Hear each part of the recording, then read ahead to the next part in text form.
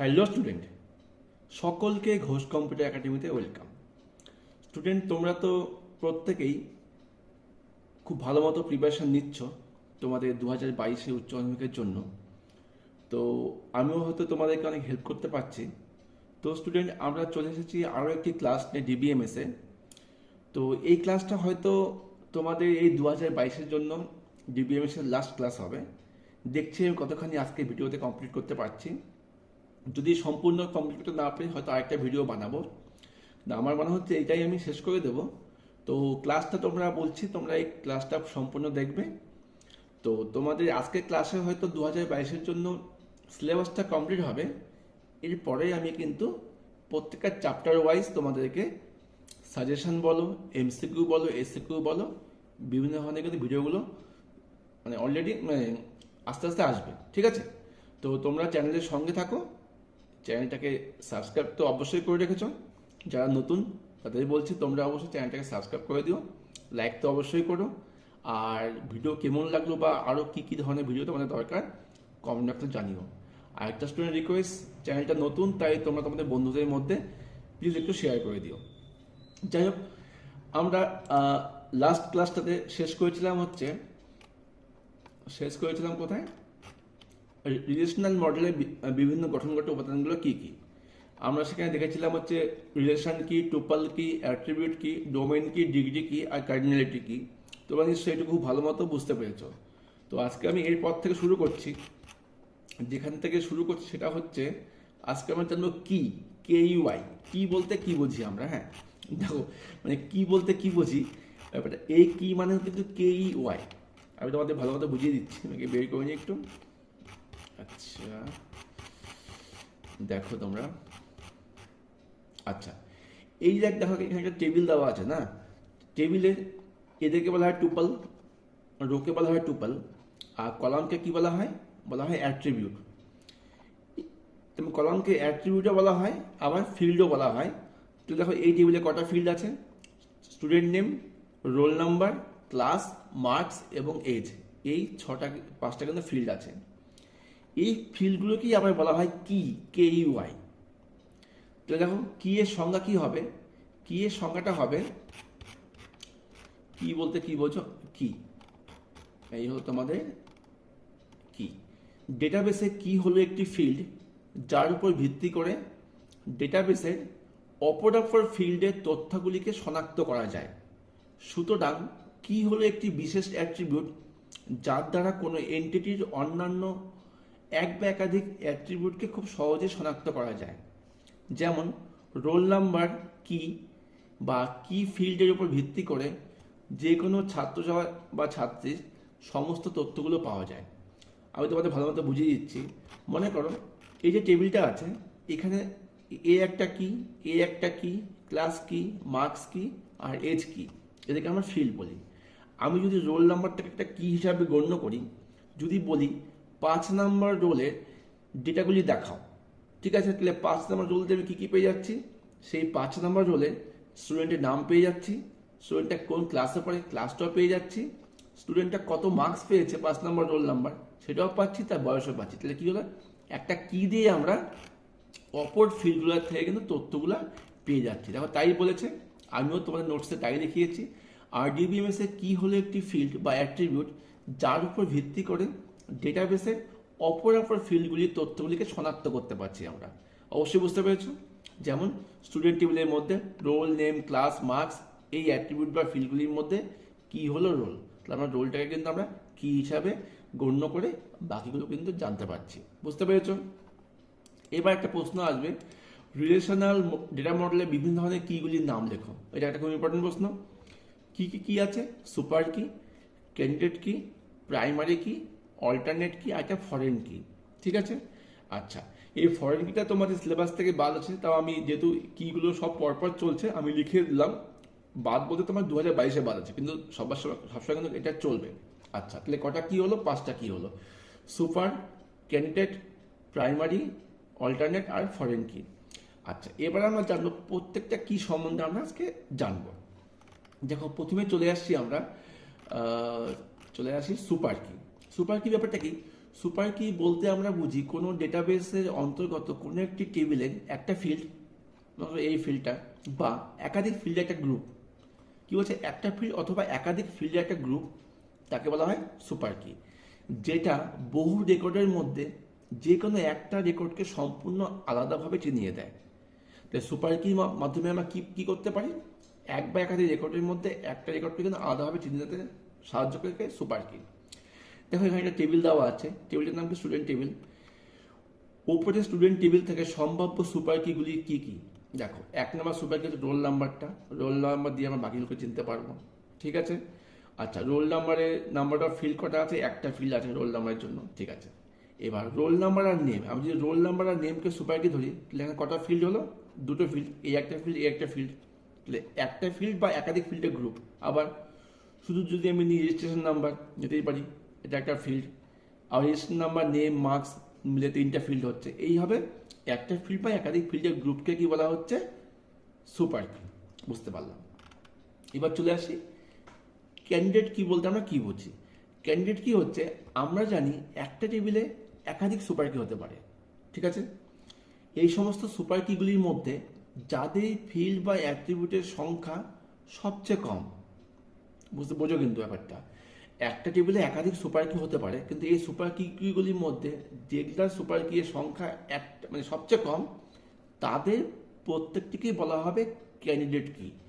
এখানে প্রথম ও তৃতীয় সুপার কি দেখো, আমি যদি দেখো এখানে কটা ফিল্ড আছে, একটা, এখানে দুটো, এখানে একটা, তিনটে, চারটে, তাহলে এখানে প্রথমটা 3 নাম্বারটা দেখো একটা করে আছে, তাই প্রথম ও তৃতীয় সুপার কিগুলি কি, রোল নাম্বার রেজিস্ট্রেশন নাম্বার একটি মাত্র ফিল্ড দ্বারা গঠিত, তাই এই দুটি সুপার কি কি হলো ক্যান্ডিডেট কি। বুঝতে পারলেন? তাহলে অসংখ্য সুপার কিগুলির মধ্যে যেগুলো ফিল্ড সংখ্যা সবচেয়ে কম, তাকে আমরা বলতে পারি কি, ক্যান্ডিডেট কি। আচ্ছা, এবার দেখো প্রাইমারি কি, সবচেয়ে ইম্পর্টেন্ট প্রাইমারি কি। প্রাইমারি কি হচ্ছে তোমরা অ্যাক্সেসে ইউজ করেছো, আমি বলছি প্রাইমারি কি হচ্ছে একটা ডেটাবেস টেবিলের যে ফিল্ডটা হচ্ছে ইউনিক। ইউনিক মানে কি, যাদের ভ্যালু কখনো ডুপ্লিকেট হবে না। দেখো এই যে টেবিলটা এখানে আছে, রোল নাম্বারটা বা দেখো রেজিস্ট্রেশন নাম্বারটা, এটা কখনো কি সেম হতে পারে একটা টেবিলে, কখনো সেম হতে পারে না। এগুলাকে বলবো প্রাইমারি কি।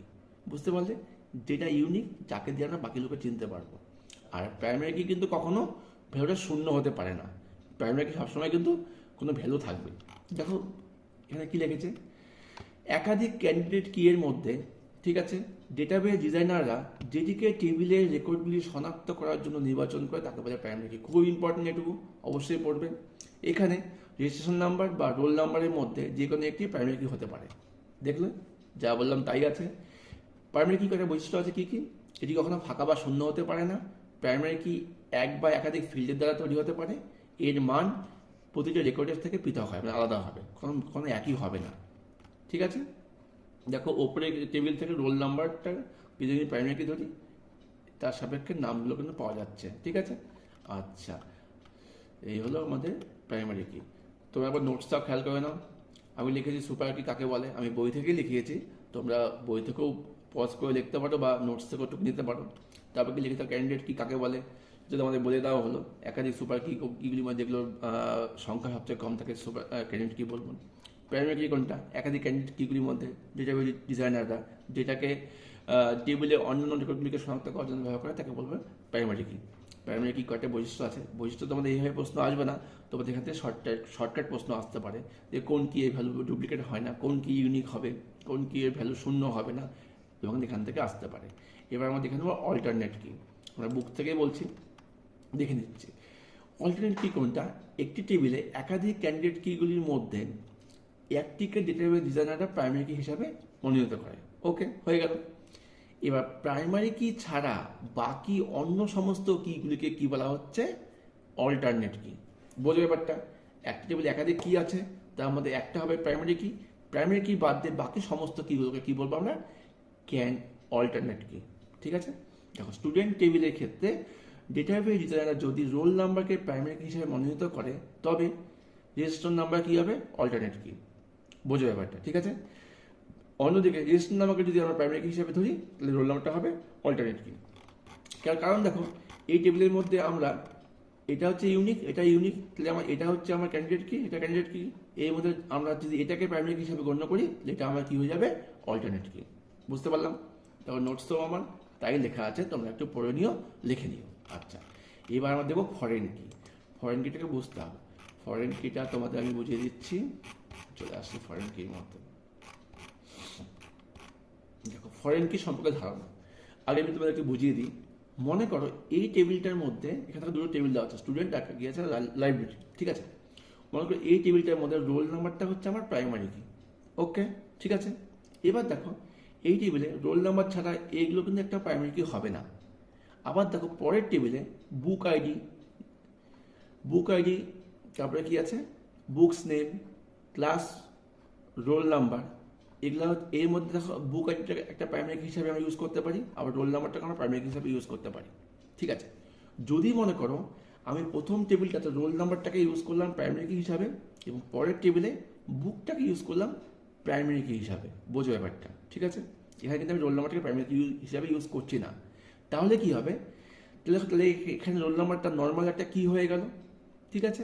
তাহলে এই যখন কোনো একটি টেবিলের প্রাইমারি কি অন্য টেবিলে সাধারণ কি হিসাবে কাজ করে, তখন সেই এই কিটাকে প্রথম টেবিলের সাপেক্ষে বলা হয় ফরেন কি। বুঝতে পেরেছ? দেখো কি লেখা আছে, যখন কোনো ডেটাবেসের মধ্যে একটি টেবিলের প্রাইমারি কি অন্য কোনো টেবিলের অ্যাট্রিবিউট বা সাধারণ ফিল্ড হিসাবে উপস্থিত থাকে, তখন সেই ওই প্রাইমারি কিটিকে প্রথম টেবিলের সাপেক্ষে দ্বিতীয় টেবিলে কি বলা হবে, ফরেন কি। জাস্ট এইটুকু বললে কিন্তু তোমাদের হবে। তাহলে ফরেন কি কি আমরা কিন্তু হয়ে গেল। বুঝতে পেরেছ? আচ্ছা, এবার দেখো এখান থেকে আমি কিছু পার্থক্য লিখেছি, দুটো পার্থক্য লিখেছি। সুপার কি এবং ক্যান্ডিডেট কি এর মধ্যে পার্থক্য কি তোমরা একটু দেখেও নাও। ডেটাবেস টেবিলে এক বা একাধিক ফিল্ডগুলিকে নিয়ে সুপার কি তৈরি হয়, ঠিক আছে, যার মাধ্যমে এন্টিটিকে স্বতন্ত্রভাবে চেনা বা আইডেন্টিফাই করা যায়। তা সুপার কি, তোমরা চাইলে সুপার কি সংজ্ঞাটাও লিখে দিতে পারো। ক্যান্ডিডেট কি কোনটা, যে সমস্ত সুপার কিকে ভেঙে সেই অংশতে ডেটাবেস টেবিলকে স্বতন্ত্রভাবে চেনা সম্ভব নয় তাদের বলা হয় ক্যান্ডিডেট কি। ওকে, হয়ে গেল। সুপার কি ক্যান্ডিডেট কি হতে পারে বা নাও হতে পারে। কি বললাম, এটা হবে না এখানে। সুপার কি ক্যান্ডিডেট কি হতেও পারে বা নাও হতে পারে, কিন্তু সমস্ত ক্যান্ডিডেট কি আবার সুপার কি, কারণ আমরা সংজ্ঞাতে পড়েছি সুপার কিগুলির মধ্যে যেটার সংখ্যা সবচেয়ে কম তার ক্যান্ডিডেট কি হিসাবে গণ্য করা হয়। এবার আরেকটা পার্থক্য কি লিখেছি, সুপার কি এর ক্ষেত্রে প্রাইমারি কি এই বৈশিষ্ট্য লক্ষণীয় নয়, কারণ সুপার কি এর মধ্যে কিন্তু প্রাইমারি কি বৈশিষ্ট্য থাকবে না, কিন্তু ক্যান্ডিডেট কি এর মধ্যে কিন্তু প্রাইমারি কি বৈশিষ্ট্য লক্ষণীয়। বুঝতে পারলে? এই তিনটে পার্থক্য পড়ে রাখো, তোমাদের পার্থক্য না আসলে এখান থেকে শর্ট টাইপ প্রশ্ন তোমার পেয়ে যেতে পারো, বা একের জন্য একটা পার্থক্য আসতেও পারে। আচ্ছা, এবার আরেকটা প্রশ্ন লিখেছি আমি, প্রাইমারি কি এবং ক্যান্ডিডেট কি এর মধ্যে পার্থক্য। তাহলে কি প্রাইমারি ক্যান্ডিডেট পার্থক্য লিখেছি দেখো, ডেটাবেস টেবিলে সর্বদা একটি প্রাইমারি কি থাকতে পারে, কিন্তু ক্যান্ডিডেট কি কিন্তু একাধিক হতে পারে। আরেকটা পার্থক্য কি লিখেছি, ডিবিএম এর সফটওয়্যারে প্রাইমারি কি এর মান স্বয়ংক্রিয়ভাবে দেওয়া হয়, ঠিক আছে। আর মানে একটা যদি 1 হয়, পরেরটা 2, পরেরটা 3, মানে স্বয়ংক্রিয়ভাবে দেওয়া যেতে পারে, আমি এখানে অটোমেটিক সেট করতে পারি, অটো ডেটা টাইপ। কিন্তু ক্যান্ডিডেট কি এর মান স্বয়ংক্রিয়ভাবে দেওয়া যায় না। আরেকটা পার্থক্য কি লিখেছি, সমস্ত প্রাইমারি কি ক্যান্ডিডেট কি অবশ্যই, কিন্তু সমস্ত ক্যান্ডিডেট কি প্রাইমারি কি হতে পারে না। বুঝতে পারলে? এই হলো আমার দুটো পার্থক্য হলো। আচ্ছা, এবার দেখি আমরা পরে আমি কি লিখিয়েছি। হ্যাঁ, এইভাবে কিছু কোশ্চেন দেখিয়েছি, তোমরা এগুলো আমার নোটস থেকেই পড়ে নিও, এটা হয়তো বইয়ে দেখো।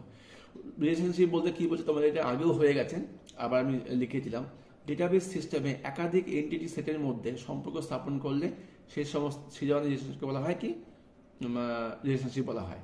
এবার রিলেশনশিপের বিভিন্ন ভাগগুলো ছিল, ভাগগুলো তো আমরা একটু পরেই জানবো, যেমন বিভিন্ন ভাগ আছে, 1 to 1, 1 to many আছে। তো আমি তার পরে আর কিছু কোশ্চেন এখান থেকে আসতে পারেন। বাইনারি রিলেশনশিপ কি, টার্নারি রিলেশনশিপ কি। আচ্ছা, এটা আবার দেখে নাও, ডেটাবেস সিস্টেমে যখন দুটা টেবিলে বা এন্টিটির মধ্যে সম্পর্ক স্থাপন হয় তখন তাকে বলা হয় বাইনারি রিলেশনশিপ। বাইনারি সংখ্যা বলা হয় 0 আর 1 কে দিন, সেখানে দুটো বিট কাজ করে, এখানেও তাই একই ব্যাপার। যখন দুটো টেবিলের মধ্যে সম্পর্ক হবে তাকে বলা হয় বাইনারি রিলেশনশিপ, সরি। আর টার্নারি কোনটা, যখন 3টা টেবিলের মধ্যে সম্পর্ক রক্ষা হবে তখন থেকে বলা হবে টার্নারি রিলেশনশিপ। তোমরা দুটো কোশ্চেন খাতায় লিখে নিও, ঠিক আছে। এবার দেখো আরেকটা প্রশ্ন লিখিয়েছি, কার্ডিনালিটি অর ডিগ্রি রিলেশনশিপ কি। আচ্ছা, আমরা কার্ডিনালিটি বলতে কি বুঝতাম, আমরা কার্ডিনালিটি বলতে বুঝতাম যে হচ্ছে RDBMS এর ক্ষেত্রে কোনো টেবিল বা রিলেশনের রো বা টুপলের মোট সংখ্যাকে বলা হয় টেবিলের কার্ডিনালিটি। এবার কার্ডিনালিটি রিলেশনশিপ কোনটা? ডেটাবেস সিস্টেমে নির্দিষ্ট কোনো রিলেশন বা টেবিলের যতগুলি রেকর্ড বা টুপল অন্য রিলেশনের যতগুলি রেকর্ড বা টুপলের সঙ্গে যুক্ত হয় রিলেশনশিপ গঠন করে তাকে বলা হয় কার্ডিনালিটি রিলেশনশিপ। মনে করুন একটা টেবিলে 4টা রো আছে, অন্য টেবিলে হয়তো 5-6টা রো আছে। এবার এই টেবিলে যে কটা রো অন্য টেবিলে যে কটা রোগের সাথে সম্পর্ক রক্ষা করবে তাকে কি বলা হবে? Cardinality relationship. তোমরা এটা লিখে নিতে পারো। আচ্ছা, এবার দেখে নিই আমরা কার্ডিনালিটির উপর ভিত্তি করে বাইনারি রিলেশনশিপকে কত ভাগে ভাগ করা হয়। বোঝো কিন্তু এটা কিন্তু বাইনারি রিলেশনশিপের ভাগ কিন্তু হচ্ছে 1 to 1, 1 to many, many to many। এই তিনটা কিন্তু বাইনারি রিলেশনশিপের ভাগ। তাহলে এটা প্রশ্নটা খুব ইম্পর্টেন্ট। কত ভাগে ভাগ করা? 3 ভাগে ভাগ করা। কি? 1 to 1, 1 to many, many to many। এবার 1 to many-কে কিন্তু আমরা আবার লিখতে পারি many to 1। একের সাথে অনেকের সম্পর্ক বা অনেকের সাথে একের সম্পর্ক, এটা কিন্তু একটা ভাগের মধ্যে পড়বে। আচ্ছা, দেখে নাও তোমরা আবার 1 to 1, 1 to 1 ব্যাপারটা কি? 1 to 1 মানে হচ্ছে, দেখো এখানে দেখতেই পাচ্ছ একের সাথে একের সম্পর্ক, এটা 1 to 1। দেখো সংখ্যাটা কি লিখেছি আমি? এই প্রকার রিলেশনশিপের ক্ষেত্রে ডেটাবেস সিস্টেমের প্রথম এন্টিটি কোনো একটি টুপল রেকর্ডের সঙ্গে দ্বিতীয় এন্টিটি কোনো একটি টুপল বা রেকর্ডের সম্পর্ক স্থাপিত হয়। এটা হচ্ছে 1 to 1। প্রথম এন্টিটি একাধিক টুপল বা রেকর্ড, দ্বিতীয় এন্টিটি একাধিক সরি একটু ভুল হচ্ছে একটু ভুল বলছি। 1 to 1টা লিখেছি আমি পরে, 1 to many আগে লেখা হয়ে গেছে। তবে 1 to 1টাকে দেখে নাও। এই প্রকার রিলেশনশিপের ক্ষেত্রে ডেটাবেস সিস্টেমের প্রথম এন্টিটি কোনো একটি টুপল রেকর্ডের সাথে দ্বিতীয় এন্টিটি কোনো একটি টুপল বা রেকর্ডের সম্পর্ক হয়। তা তোমরা ছবি দেখতে পাচ্ছ, এর সাথে এর সাথে এর সাথে, এটা 1 to 1। আর 1 to many কোনটা? এর সাথে দেখো এর হচ্ছে মানে একের সাথে অনেকের হচ্ছে, এটা 1 to many। আবার দেখো many to 1 কোনটা? এর সাথে এ হচ্ছে, এর সাথে এ হচ্ছে, মানে মিনির সাথে আবার একের হচ্ছে, এটা কিন্তু 1 to many বা many to 1। তোমরা নোটসটা খেয়াল করো, এটা হলো 1 to many, এটা many to 1 আমি একসাথে লিখিয়েছি। 1 to many কি হচ্ছে? একের সাথে দ্বিতীয় টেবিলে একাধিকের সম্পর্ক হচ্ছে, আর many to 1 কি হচ্ছে? একাধিকের সাথে প্রথম টেবিলে একজনের সম্পর্ক হচ্ছে। 1 to many আবার many to many। আচ্ছা, এবার এটা কি দেখতে হবে? many to many রিলেশনশিপ বলতে কি বোঝো? ছবিটা দেখে নাও একবার। অনেকের সাথে অনেকের সম্পর্ক। মনে করো দেখো এই যে 1 to 1-এর মানে হচ্ছে ব্যাংকের সাথে ম্যানেজারের সম্পর্ক বা স্কুলের সাথে হেডমাস্টারের সম্পর্ক। এটা কি হচ্ছে? এই স্কুলের হেডমাস্টারকে যদি আমরা প্রশ্ন করি অমুকজন কোন স্কুলের হেডমাস্টার? এই স্কুলে, এটা হলে 1 to 1। আর 1 to many কোনটা? আমি তোমাদের স্যার, মানে আমার সাথে ছাত্রদের সম্পর্ক, ঠিক আছে? আবার ছাত্রের সাথে আমাদের কি? many to 1। বুঝতে পারলে? 1 to many, many to 1। এবার দেখে নিচ্ছি many to many কোনটা। মনে করো স্কুলে তো অনেকগুলো ছাত্র থাকে আর সাবজেক্ট থেকে অনেকগুলো, সবাই তো সেম সাবজেক্ট নেয় না, তাহলে এখানে অনেকগুলো সাবজেক্ট অনেকগুলো student, many to many, many to many। বুঝতে পারলে? মানে অনেকজন ছাত্র অনেকগুলো সাবজেক্ট নিতে পারে, আবার অনেকগুলো সাবজেক্ট অনেকের ছাত্র নিতে পারে, এটা হচ্ছে many to many সম্পর্ক, ঠিক আছে? আচ্ছা, many to many সম্পর্ক হয়ে গেল। আচ্ছা, এখান থেকে একটা প্রশ্ন আসে, 1 to many-কে শর্টকাটে কি বলা হয়? 1:1। আর 1 to 1 কে বলা হয় 1:1, 1 to many-কে বলা হয় 1:m। আর many to 1-কে বলা হয় m:1। আর লাস্টে কি বলা হচ্ছে? many to many মানে m:m। এটা হচ্ছে many to many শর্টকাট।